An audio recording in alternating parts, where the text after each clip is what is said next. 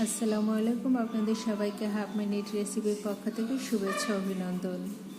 সকাল হতে না হতেই আম্মুর বাসার সামনে হরেক মাল, সবজিওয়ালা, ডাবওয়ালা, মাছওয়ালা, যত ধরনের ফেরিওয়ালা আসে ওরা আম্মুর বাসার সামনে হাজির হয়ে থাকে। আর ওরা সকাল থেকে রাত 10টা পর্যন্ত আনাগোনা। আর এখানে অনেক বিল্ডিং আছে, সবাই এখান থেকে কেনাকাটা করে। আর আমার মেয়ে মূলত সে প্রায় এখান থেকে কেনাকাটা করে।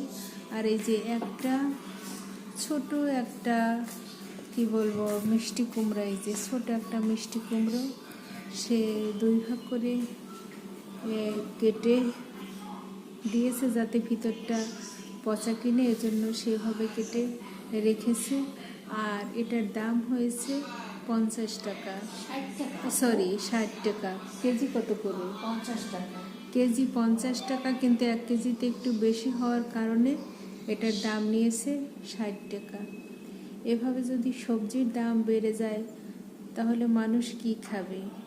যুদ্ধের কথা শুনে এখন কি কাঁচা সবজির দামও কি বেড়ে গেল নাকি? আমার তো মনে হয় তাই। তেলের দাম না হয় বেশি বেড়ে গেছে, তাই এই কাঁচা সবজি এটা তো বাংলার মাটিতেই হয়, তারপরেও এর দাম অনেক বাড়িয়ে দিয়েছে। যাই হোক, বাঙালিরা একটু মনে হয় লাফালাফি বেশি করতেছে।